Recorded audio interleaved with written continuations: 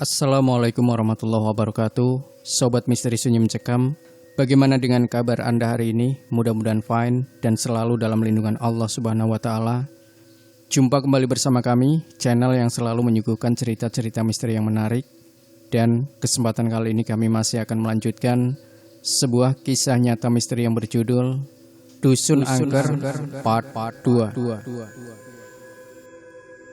Pak Tohar yang lebih dulu sampai disambut sopir dan kernet truk tersebut. Wah, gagal menanjak ya. Cuma 4 kali 6 ya, ujarnya. 6 kali 6 kok, tapi saya tadi salah banting setir. Harusnya ke kanan malah ke kiri, sahut si sopir yang masih berada di kabin. Sementara si kernet sedang berusaha menimbun lubang jejak ban truk dengan material seadanya seperti batu ataupun kayu. Magrib-magrib begini mau mengangkut kayu mas? Tanya Pak Tohar. Biasalah om, punya anak beranjak remaja, pengen dibelikan HP baru.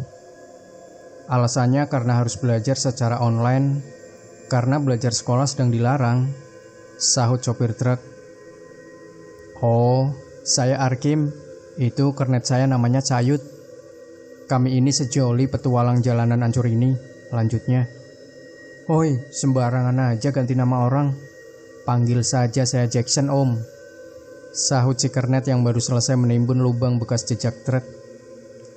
Arkim terkekeh sembari berusaha mengeluarkan kendaraannya dari jebakan tanjakan licin itu. Tidak bisa, ini terlalu dalam. Kayaknya kita harus menggali, ujar Pak Tohar. Waduh, mana gelap lagi, ujar Arhan seraya menyalakan senter HP-nya. Yut, ambil linggisnya. Kalau tidak digali, banyak akan tetap muter di situ-situ aja, seru Arkim seraya menengok ke arah Cayut dan Pak Tohar serta yang lainnya. Mana linggisnya? Tanya Dani. Cayut kemudian menghampiri kabin truk dan mengambil linggis yang disimpan di bawah bangku tidur di belakang kursi utama. Ia selanjutnya memberikan linggis itu kepada Dani. Terima kasih mau membantu. Kita ganti-gantian saja menggalinya, ucapnya seraya merogoh sakunya, mengambil handphonenya. Selanjutnya Cayut menyoroti kolong truk bagian belakang, sementara Dani mulai menyingkirkan gundukan tanah yang menghampat ban hingga menjadi selip. Kim, coba maju, seru Cayut saat Dani selesai menyingkirkan gundukan tanah di kolong truk.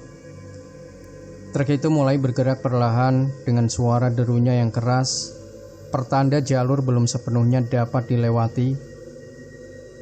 Ayo bantu dorong, seru Pak Tohar yang dibantu Arhan mulai mendorong truk. Mendorong truk trailer susah juga, punya 2 badan sih, keluhnya. Sementara Arkim yang sedang di balik roda kemudi mendadak tersentak saat melihat suatu sosok menyeramkan berdiri di antara sebatang pohon dan rumpun bambu. Itu adalah sosok yang sebelumnya mengganggu Arhan dan kawan-kawan. Yut, apaan itu? Pekiknya panik. Apaan emangnya? Sahut Cayut sambil berlari ke arah gas biar truknya bisa naik. Kurasa ban belakangnya sebentar lagi bisa naik, ujar Pak Tohar seraya kembali mendorong badan truk dibantu Arhan dan Dani. Hantunya nongol lagi, sudah kayak ee aja, umpat Arhan. Penggemar tinja mengumpat. Hahaha, ledek Dani seolah lupa bahwa mereka sedang diperhatikan sosok demit berambut mengembang itu. Mendadak sosok tersebut berkelebat dan tahu-tahu muncul di belakang Arhan yang posisinya paling belakang setelah Pak Tohar dan Dani. Dan belakang leherku terasa dingin begini, seperti sedang diraba oleh mayat yang sudah dikubur selama 100 hari, ucap Arhan gemetar.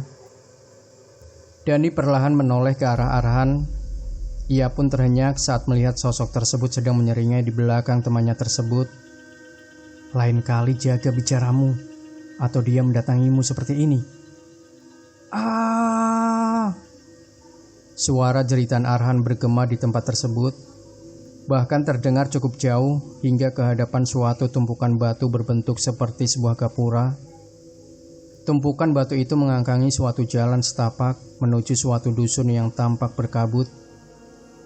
Tidak terlihat adanya tanda kehidupan di sana, hanya rumah-rumah yang terbuat dari kayu dan bambu yang berjejer dengan jarak sekitar 4 meter. Meski tidak tampak tanda-tanda keberadaan manusia, namun samar-samar terlihat siluet hitam dari beberapa sosok manusia yang membawa busur dan anak panah. Sebagiannya terlihat membawa tombak dan senjata sejenis parang. Siluet-siluet tersebut terlihat bergerak sangat cepat menuju ke arah asal tempat di mana suara teriakan terdengar. Mereka bergerak sangat cepat melewati pepohonan, semak belukar hingga sungai kecil. Sementara itu di mana Pak Tohar dan yang lain sedang berusaha membantu mendorong truk yang banyak slip. Mereka tetap melakukannya meski baru saja diteror sosok mistis. Dan itu belumlah berakhir karena sosok tersebut bisa muncul sewaktu-waktu. Hal itu karena setelah mengganggu Arhan, mendadak hantu itu menghilang, namun suara erangannya terdengar muncul di tempat itu. Padahal sebelumnya sosok tersebut tidak mengeluarkan suara apapun. Setelah cukup lama berupaya, akhirnya truk berhasil naik. Sekarang giliran Pak Tohar menaikkan mobilnya melalui tanjakan yang amat licin dan becek itu. Beruntung kita tidak perlu mendorong lagi. Mobil ini sudah double gardan. Belum lagi Win yang siap sedia, ucap Pak Tohar dengan bangga. Itu cukup melegakan. Tukas Dani yang kini duduk di bangku tengah bersama Arhan. Kalian duduk berdua, saya jadi merasa seperti menjadi sopir pribadi kalian saja, kata Pak Tohar sambil memperhatikan truk melaju di depannya. Lah, tidak usah protes, Pak. Saya duduk di belakang kan karena Arhan diganggu terus sama nenek gondrong, tukas Dani. Kacau dah, suara nenek itu masih terdengar, gumamnya. Tiba-tiba Pak Tohar mengerem mobil dengan mendadak, membuat para penumpangnya terpelanting. Astaga! Di jalan hancur begini kok bisa-bisanya berhenti mendadak? Seperti habis ngebut, Pak. Protes Dani sambil melihat ke arah truk yang juga tengah berhenti. Ada apa, Pir? Kim. Seru Pak Tohar seraya melihat ke arah kepala truk di mana Arkim terlihat keluar dari sana. Ada yang melemparkan potongan batang pohon ke tengah jalan, Pak. Itu jelas sangat mengganggu. Saya sama Cayut terpaksa harus menyingkirkan dulu kayu-kayu ini, sahut Arkim seraya menoleh ke belakang ke arah mobil Pak Tohar. Astaga, gumam Pak Tohar seraya keluar dari mobil. Setengah berlari ia menghampiri Arkim yang sedang mencoba menyingkirkan potongan kayu gelondongan bersama Cayut. Kayu-kayu ini tiba-tiba saja berjatuhan seperti dilemparkan oleh orang, kata Arkim seraya mendorong potongan kayu gelondongan itu. Siapa itu? Cayut tiba-tiba berseru saat mendengar suara gemerisik dari sebelah kiri jalan yang berupa tebing pendek dengan pepohonan yang berjajar diselingi semak-semak. Apa mereka mengalaminya juga saat kemari sebelum menghilang? Gumam Arkim saat mengamati sebongkah potongan kayu gelondongan yang mirip dengan kayu yang didorong yang telah berada di pinggir jalan. Padahal ia dan Cayut baru sekali mendorong bongkahan-bongkahan kayu itu. Maaf, mereka menghilang. Maksudmu? Pak Tohar terkejut saat mendengar ucapan Arkim barusan. Oh tidak, maksud saya rekan saya yang suka mengambil kayu yang lewat jalan ini, apakah pernah mengalami hal seperti ini? Begitu loh, Pak. Tugas Arkim tergagap. Tidak perlu berkilah. Jujur saja saya kemari karena ingin mencari teman kami yang menghilang saat hendak mengambil muatan di ujung hutan sana. Katakan, siapa temanmu yang sedang kalian cari? Kata Pak Tohar seraya menatap penuh selidik ke arah Arkim yang sedang berdiri mematung di depan bongkah kayu itu. Baiklah, ini sangat kebetulan, berarti kita satu tujuan. Bos kami yang bernama Pak Idlam dan istrinya, Bu Lasri, menghilang di area di depan sana. Tepatnya di tikungan yang sejatinya hanya mengarah ke kanan, tapi ternyata di sana ada tikungan tersembunyi yang mengarah ke kiri. Jalur itu memang seharusnya hanya tikungan biasa yang berbelok ke kanan, tapi faktanya itu adalah pertigaan dengan satu tikungan yang terlihat dan satu tikungan yang hampir tidak terlihat alias samar-samar. Tukas Arkim seraya menghela nafas. Saya bersyukur di perjalanan menemukan orang yang ternyata memiliki tujuan yang sama. Ngomong-ngomong, siapa teman Bapak yang hilang di sini? Lanjutnya. Namanya adalah Sulman Sartudi, sopir truk pengangkut kayu yang biasa warawiri di jalur ini. Ia menghilang saat hendak menjemput muatannya. Selain dia, ada seorang gadis yang diduga hilang di daerah ini setelah ikut rombongan para off-roader mobil. Keluarganya sampai datang kepada saya memohon agar saya mau mencari gadis itu. Tukas Pak Tohar menuturkan, "Mas Cayut, sepertinya di sana ada orang, tapi kok tiba-tiba seperti menghilang?" Ujar Arhan seraya memperhatikan barisan pohon yang berdiri di atas tebing pendek itu. "Bukan sepertinya. Itu memang orang. Aku melihatnya membawa tongkat, atau lebih tepatnya itu tombak. Saya tidak dapat memastikannya," sahut Cayut seraya mendorong potongan kayu terakhir bersama Arhan. Sementara Pak Tohar yang masih berbicara dengan Arkim terlihat mengusap kening. "Saya kenal Pak Idlam dan Bu Lasri. Mereka pernah datang kepada saya. Mereka meminta pendapat saya tentang niat mereka untuk membuktikan keberadaan kampung atau dusun tertutup di pedalaman hutan ini. Sulman pun pernah mengatakan hal yang sama di depan saya. Kalau gadis itu tidak, karena saya belum pernah bertemu dengannya. Tapi setidaknya saya tahu wajahnya. Ia cantik, tapi tidak secantik Teh Amel." Papar Pak Tohar membuat Arkim mengerutkan kening. "Saya tidak tahu nama yang barusan Anda sebut." Tukas Arkim kemudian perhatiannya teralihkan pada siluet-siluet yang berjejer di antara pepohonan yang berdiri di atas tebing pendek. Tikungan itu tinggal 20 meter lagi dari sini.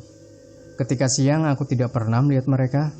Lanjutnya, "Mereka melihat ke arah kita.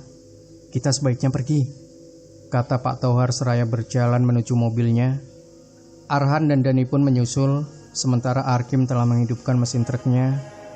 Selanjutnya mereka melanjutkan perjalanan hingga akhirnya tiba di tikungan yang dimaksud. Baik Arkim dan Pak Tohar sama-sama menghentikan kendaraannya ketika mereka mencapai tikungan yang dimaksud. Truk Sulman ditemukan sekitar 20 meter lagi dari sini. Mungkin dia berjalan kaki dari sana untuk kembali kemari. Atau mungkin dia menemukan jalan lain menuju dusun itu, ujar Dani seraya melihat ke arah Arkim dan Cayut yang sedang keluar dari kabin truk sembari menyorotkan lampu senter ke arah mobil Pak Tohar. "Kita mulai dari sini. Kita mesti berjalan kaki mengingat tikungan ke kiri tidak dapat dilewati mobil." Tukas Pak Tohar seraya keluar dari mobil. Arhan dan Dani saling pandang seperti merasa ragu untuk melanjutkan niat mereka. Padahal kalau kita kemarinya pas siang hari, tidak akan menakutkan seperti ini. Mungkin kita juga akan melihat dengan jelas orang-orang itu, ucap Arhan seraya mengusap wajahnya. Di siang hari, tampaknya mereka tidak akan keluar.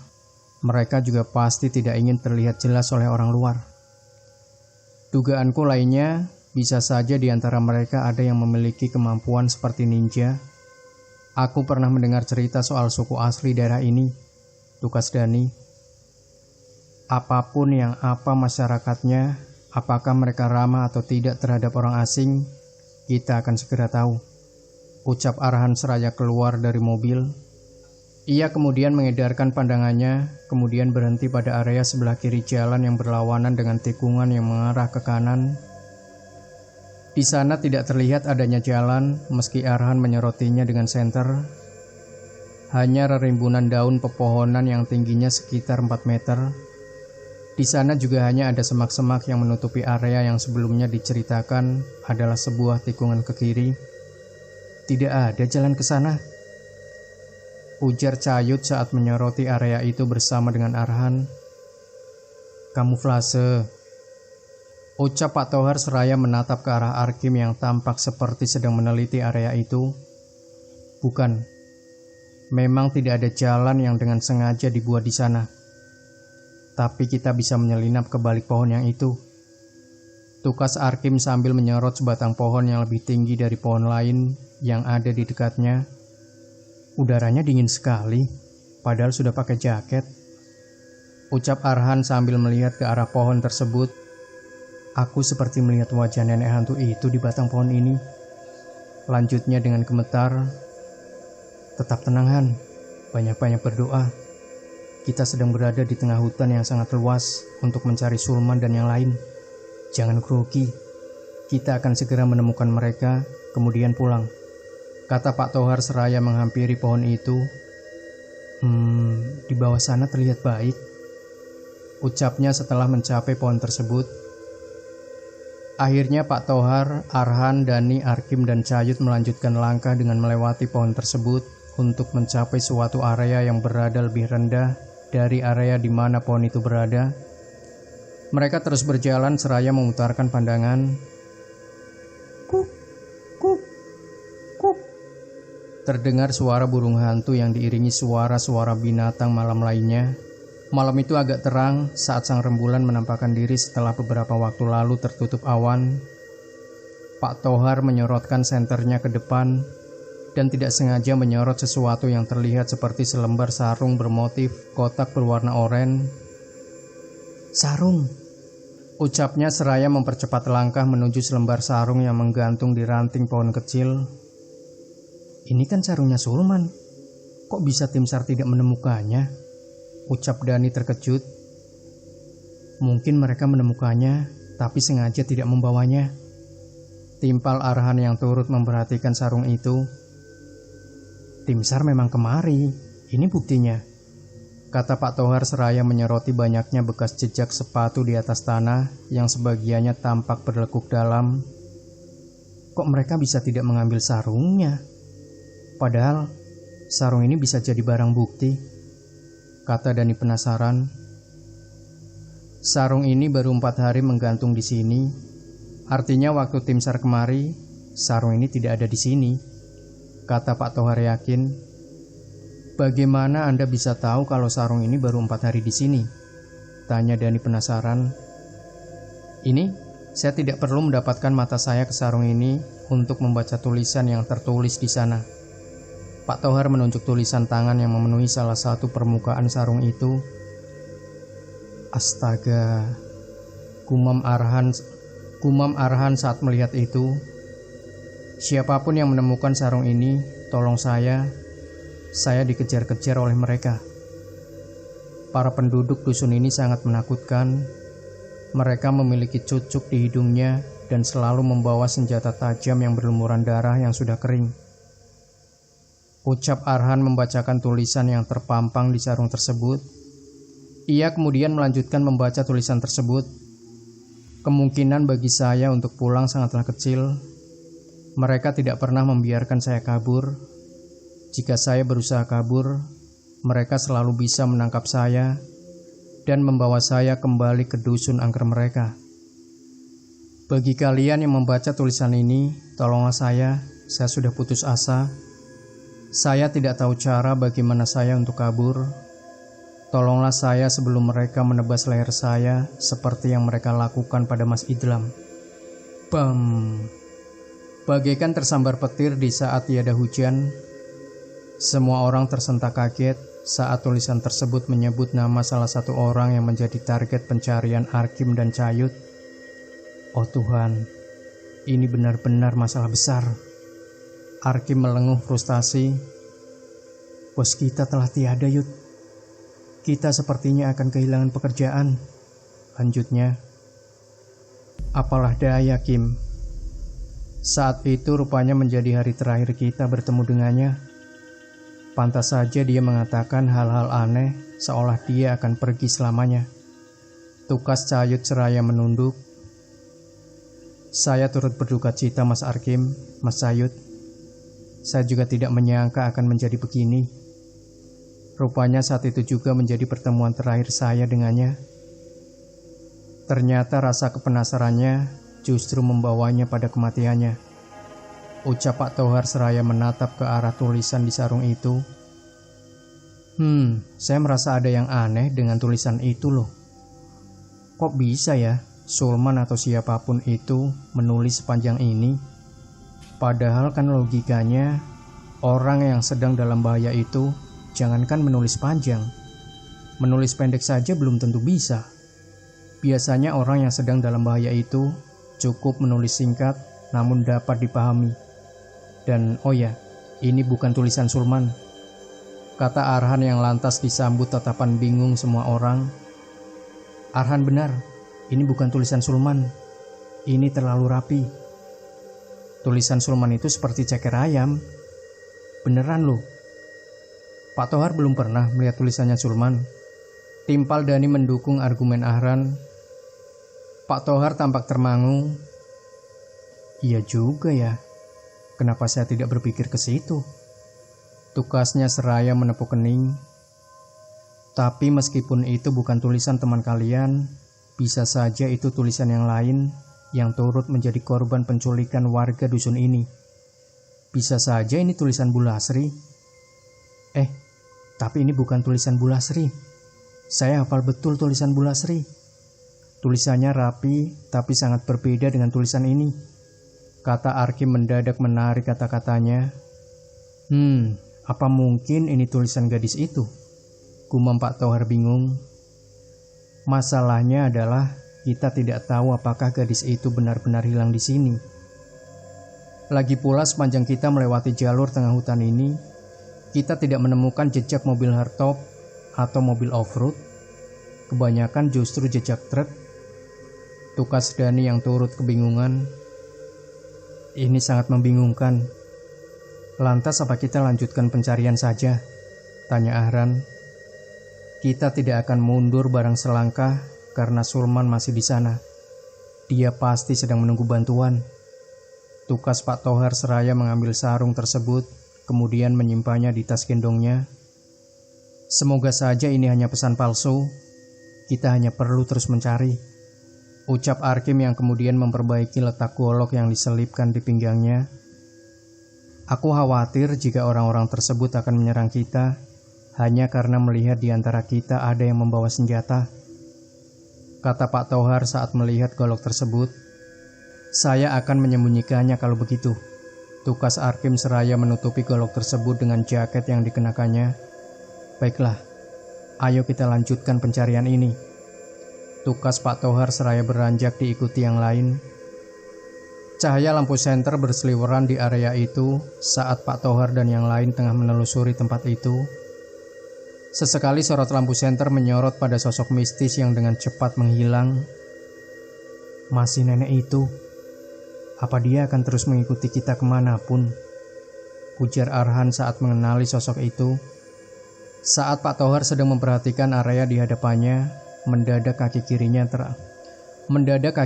terantuk sesuatu yang keras seperti batu. Sesuatu yang keras itu berada di area seperti suatu bekas galian dangkal dengan tumpukan tanah bekas galian. Saat ia menyoroti benda yang membuat kakinya terantuk tersebut, ia terkejut bukan main.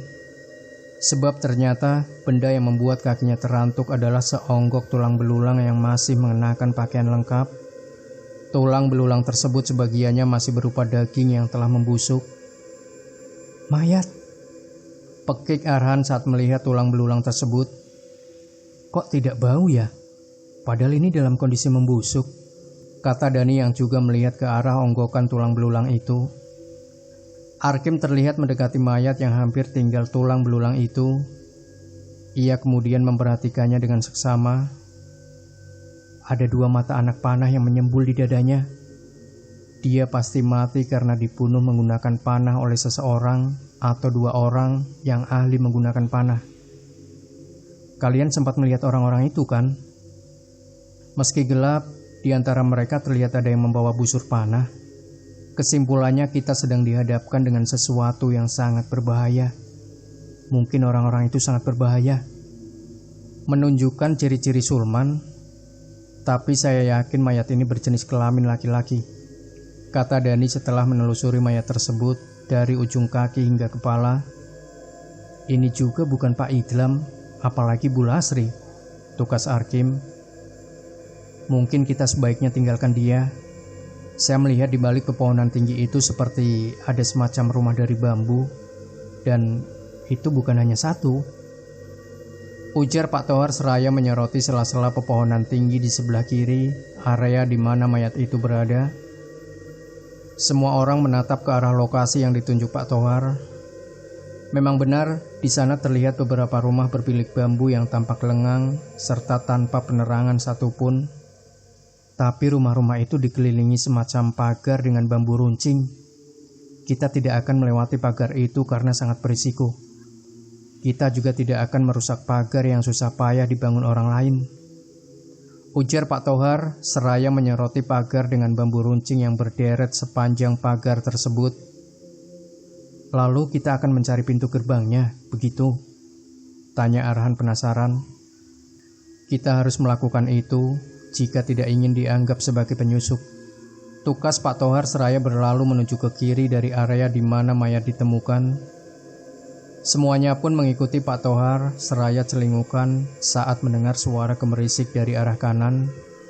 Suara tersebut persis sama dengan suara saat mereka sedang membahu menyingkirkan potongan-potongan kayu gelondongan yang menutupi jalan.